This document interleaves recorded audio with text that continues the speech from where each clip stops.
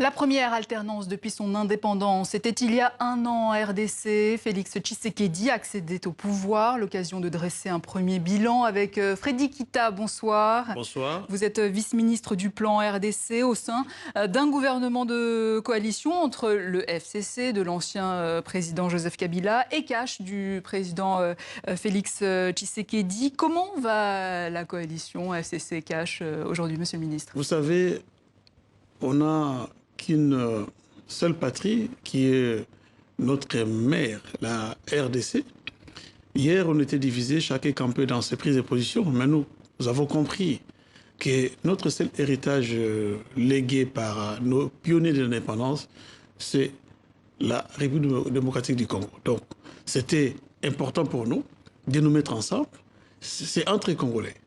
Et le président Joseph Kabila, qui a montré à la face du monde que c'était un grand démocrate, il a respecté ses deux mandats constitutionnels et c'est un opposant historique à la personne de Félix Tshisekedi Tshilombo qui a gagné l'élection présidentielle. C'est vraiment historique. Vous vous dites que vous êtes ensemble, mais et pourtant le président Félix Tshisekedi, depuis Londres, où il a rencontré la diaspora congolaise, a menacé de virer les ministres qui ne suivront pas ses instructions et qui s'attacheront aux instructions de sa famille politique, donc du FCC de Joseph Kabila. C'est bien là le signe qu'il y a des tensions. Ça, vous ne pouvez pas le nier, monsieur le ministre. Vous venez de dire, il a même parlé de sa famille politique, qui est les CASH.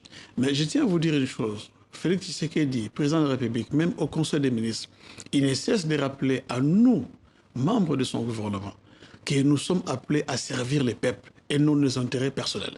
Il n'a pas menacé. Il a expliqué à la diaspora congolaise. Donc c'était un dialogue entre le président et son peuple. Donc il n'y a rien de menaçant là-dedans.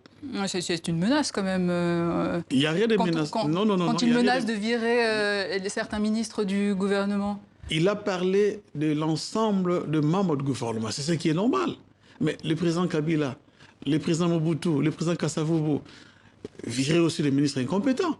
Ça, c'est normal. C'est pas quand le président déclare que non, il va remercier les ministres qui ont mal travaillé ou qui n'obéissent pas à la loi établie. Non, ça, c'est normal. Mais cela ne veut pas dire qu'il a menacé. Il n'a pas menacé. Il a parlé à ses compatriotes, à son peuple. Et concernant l'éventuelle dissolution de l'Assemblée nationale, qu'est-ce que le président Félix Tshisekedi, j'ai bien suivi ses propos même tout à l'heure, il n'a jamais parlé de la dissolution. Il a dit qu'il n'a pas l'intention de créer la crise. Les FCC, ni même les CASH, n'ont pas cette intention. Vous savez que la RDC a connu plusieurs zones de turbulence. C'est un pays qui vient de très loin et nous n'avons pas besoin de nous diviser aujourd'hui. En tout cas, le peuple a besoin de manger, oui, le peuple a besoin d'envoyer ses enfants à l'école. C'est ça qui nous unit. Par rapport à la dissolution éventuelle de l'Assemblée nationale, sa présidente, Janine Mabunda, n'a pas tardé à réagir. Écoutez. Je trouve quand même ce débat un peu indécent, ou c'est un débat peut-être accessoire et mineur par rapport à ce que moi j'appelle la douleur sociale que vivent nos frères et sœurs. Voilà, Janine Mabunda, présidente de l'Assemblée nationale, à majorité kabiliste, je le rappelle, qui taxe les propos du président Félix Tshisekedi d'indécent. Vous en pensez quoi? Écoutez, d'abord, Janine Mabunda, c'est qui? C'est une femme congolaise, une femme politique. Elle n'a fait qu'émettre son point de vue. Mais cela ne veut pas dire que non, elle n'a pas le droit d'émettre son point de vue. C'est comme nous tous. Donc, ça, c'est un faux débat.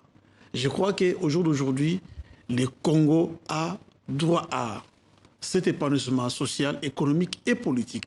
Parce que hier, on était tellement divisés. Mais aujourd'hui, nous voulons voir ce Congo unis et prospères. Alors justement, par rapport à l'économie et la politique, Félix Tshisekedi a entrepris des travaux dans le cadre du programme d'urgence des 100 jours. On parle de routes, de santé, d'éducation, de logement, d'énergie, d'emploi, de transport et d'agriculture. Programme aujourd'hui épinglé par l'Observatoire de la dépense publique. Regardez.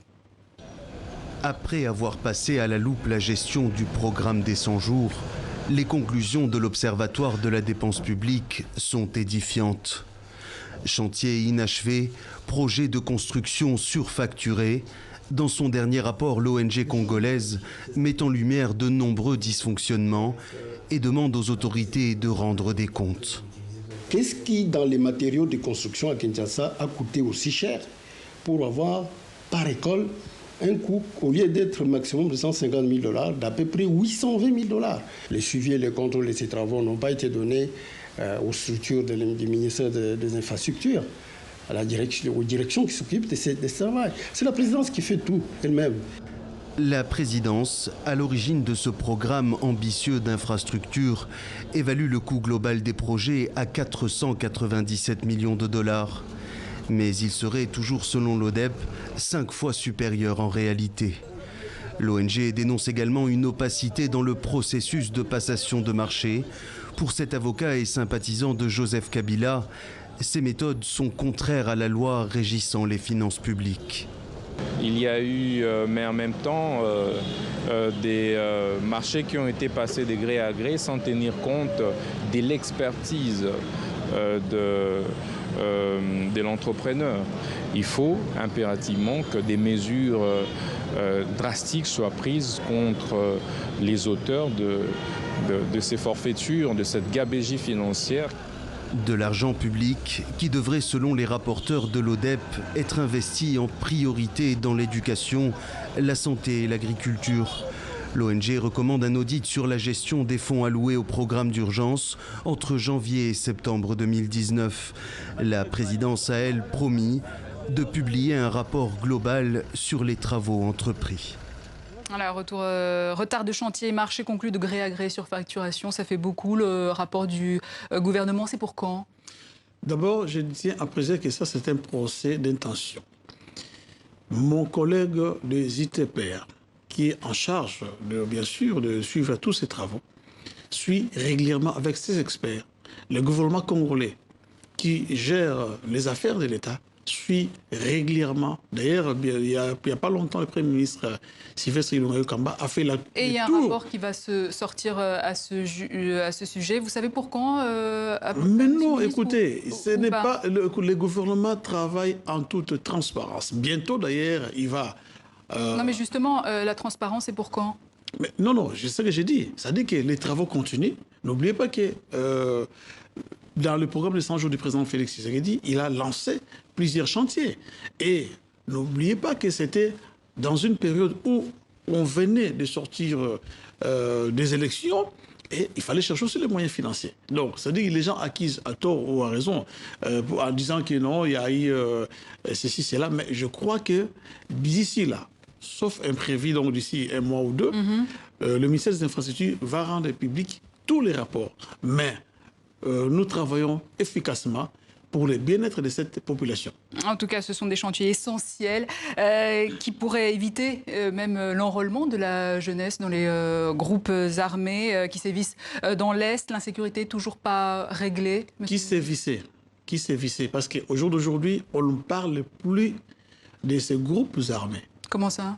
À Beni, à Ituri, l'armée congolaise a neutralisé toutes ses forces qui sèment la désolation de notre pays. Alors oui, il y a on a occupé aujourd'hui toutes nos frontières. Donc, c'est vrai, on a connu des problèmes parce qu'il y a eu des problèmes, il y a eu des divisions. Mais au jour d'aujourd'hui, on ne parle plus de ces groupes armés, de ces couches de résistance, parce que l'armée a pris toutes leurs positions. Ce qui reste à faire, c'est de tout faire pour que cette population qui avait fui la guerre puisse regagner l'air des mers. Mais à Goma, par exemple, pour le seul mois de janvier, qui n'est même pas encore terminé, on dénombre au moins 10 assassinats et enlèvements. Vous ne pouvez pas dire que les groupes armés sont éradiqués? Ben ça, ce sont des cas isolés. Je prends l'exemple ici en France. On a connu aussi des terroristes qui ont posé bombe à la République, ainsi de suite. Donc, ce sont des cas isolés. Oui, mais on ne peut pas aujourd'hui... C'est des cas qui durent depuis longtemps, les ADF NALU? Non. C'est récurrent? Oui, bien sûr. Et c'est très récurrent. On ne parle plus des ADF NALU en RDC. Les ADF? Ils ont été tous neutralisés et chassés. Ça, c'est pour votre information. Est-ce que le Rwanda est un problème en RDC, monsieur le ministre? Vous savez... La RDC est entourée par 9 pays voisins. La politique des bons voisinages que prône aujourd'hui le président Félix Tshisekedi est en marche. Nous sommes en bonne relation avec nos 9 voisins. Il n'y a aucun problème. Donc pas de balkanisation de la RDC. Mais ça c'est imaginaire. Comme le dénonce ça c'est imaginaire. par exemple, non, ça c'est imaginaire. Ça c'est imaginaire. Je vous dis que je suis membre du gouvernement. Il n'y a pas de balkanisation et il n'y en aura jamais. Ces plans machiavéliques qui a été assez longtemps planifié par nos ennemis n'auraient jamais lieu. Vous croyez que nous, les Congolais, on va se laisser faire? Pas du tout. Quelles sont vos relations avec le Rwanda? Mais les relations sont au beau fixe. Nous nous attendons très bien. Et puis les deux peuples aussi font ce qu'on appelle les trocs, le commerce. Donc chaque jour, dans nos frontières, il y a les Congolais qui traversent le Rwanda pour faire leur business et c'est vice-versa. Donc il n'y a aucun problème. Les deux peuples s'attendent bien. Au niveau institutionnel, le courant passe très très bien. Une instabilité en tout cas qui profiterait peut-être aux djihadistes. On parle déjà de liens entre les ADF et le groupe État islamique, vous confirmez? Mais je viens de dire ici que ces groupes ont été neutralisés. Effectivement, les ADF Nalou étaient alliés au Daesh. Mais au jour d'aujourd'hui, nos forces armées ont fait un travail remarquable. D'ailleurs, je le rends un vibrant hommage sur ce plateau ici. Que le prophète des malheurs nous laisse tranquilles parce que le pays a beaucoup souffert. Nous sommes en train de construire notre pays lentement pour amener ces peuples au bon port.